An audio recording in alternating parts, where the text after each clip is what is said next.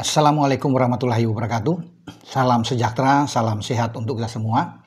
Semoga juga teman-teman dalam keadaan baik-baik saja bersama dengan seluruh keluarga teman-teman dan tetap semangat.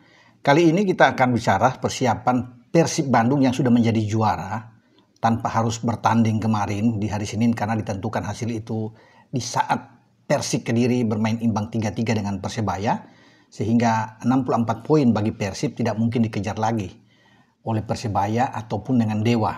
Yang paling tinggi kalau memenangkan semua pertandingan sisa akan ada di poin 63, dengan catatan kalau Persib kalah di 3 pertandingan terakhir, tapi itu kan tidak mungkin.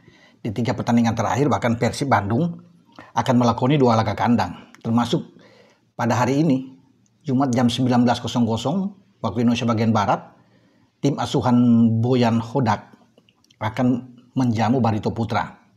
Nah, ini menarik, bukan karena Persibnya yang sudah menjadi juara, ya, secara back to back luar biasa, mereka bisa mengunci gelar dan mereka akan bermain nantinya, akan menentukan nasib dari Barito, karena poinnya ada di Barito. Barito kalau kalah akan semakin sulit untuk keluar dari zona merah, zona degradasi. Sayangnya Barito harus berhadapan dengan tim juara seperti Persib yang tidak mungkin melepas laga ini di saat mereka bermain di kandang. Oke, Persib sudah juara, orang bisa katakan ya sudahlah, ini nggak apa-apa, tapi tidak mungkin.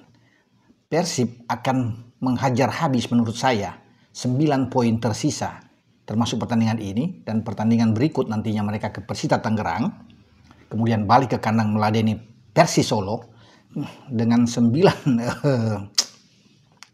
tambahan poin. Artinya bagi Matlock dan kawan-kawan itu mereka akan dapat dengan 73 poin ya.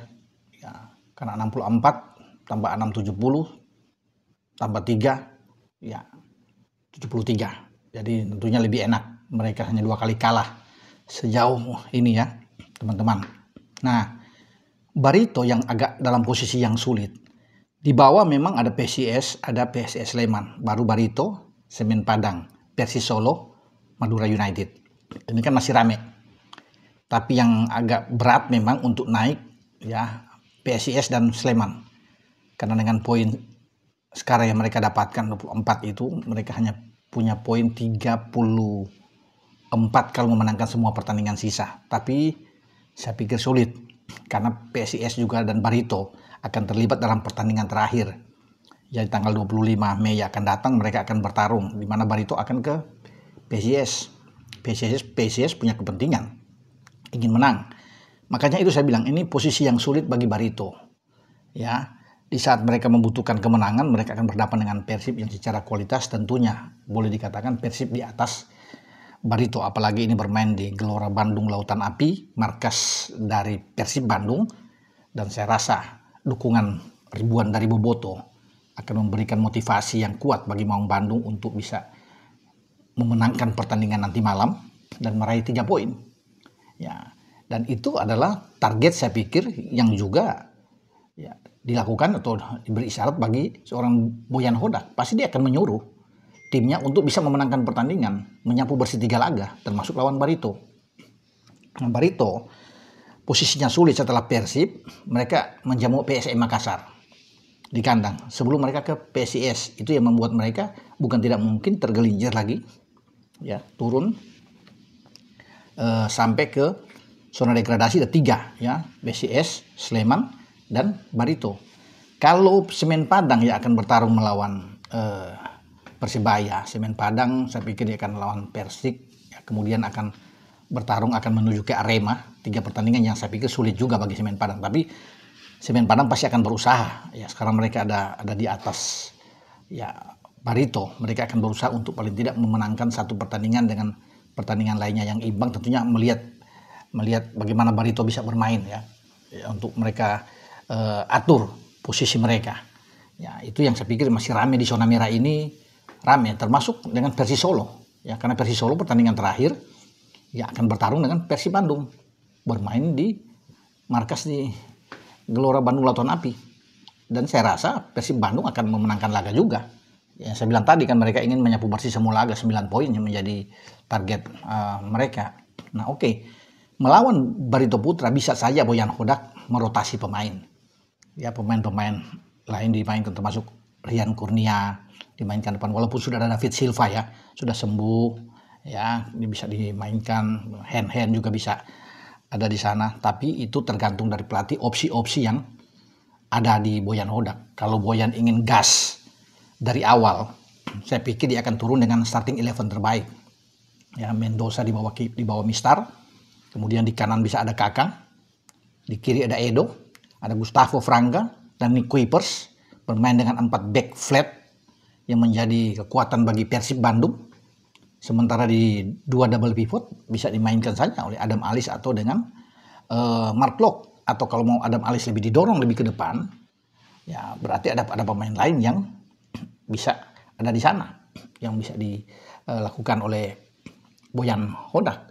Ya Tiron juga bisa dimainkan ya, Tiron Del Pino bisa ada di sana bisa main. Kalau di kanan sudah Beckham ya bisa aja David da Silva juga dimainkan bisa saja.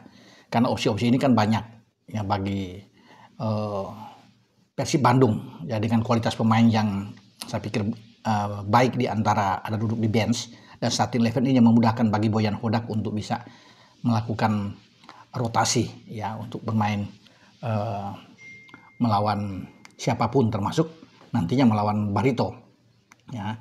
Dan memang ada kabar bagus ketika Ciro Alves dapat kartu merah sebelumnya ya melawan Malut mereka kalah 1-0 dan dia tidak bisa bermain. Kesembuhan justru ada di Dimas Derajat dan David da Silva. Nah 2 ini juga bisa dimainkan oleh pelatih Boyan Hodak di garis depan. Ya saya pikir dibantu oleh Beckham. Jadi oke lah. Adam bisa ditarik bersama dengan Klok bermain di sana.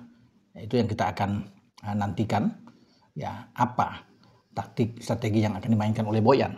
Apakah dia bermain dengan lapis kedua saja untuk bermain atau di babak pertama itu tim yang terbaik setelah mereka unggul ya di babak kedua bisa ada pergantian pemain yang dilakukan oleh Boyan untuk memberikan kesempatan kepada pemain lain bermain merasakan atmosfer ya di Liga 1 ini apalagi bermain di depan publik.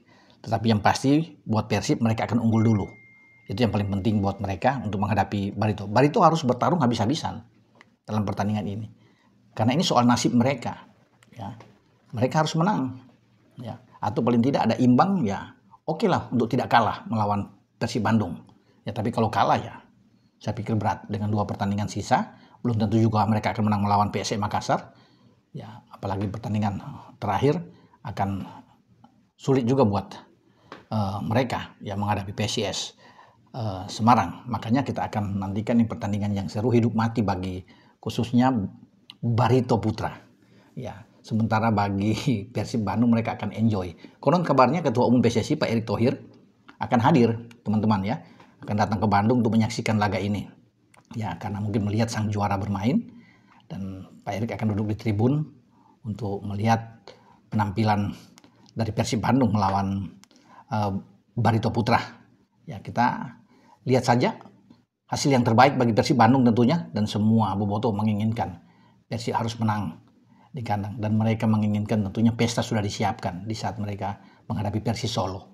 Pertandingan terakhir itu sudah akan pasti tumpah ruah pesta yang akan terjadi karena penyerahan hadiah piala buat Persib Bandung dan ini menjadi kegembiraan sukacita yang luar biasa bagi masyarakat Bandung dan pasti Boyan Hodak berterima kasih bagi para pemain sudah berjuang untuk tim dan sudah berjuang juga untuk membawa nama baik untuk masyarakat Jawa Barat. Oke, dengan saya Bung Ropan berbicara. Ciao.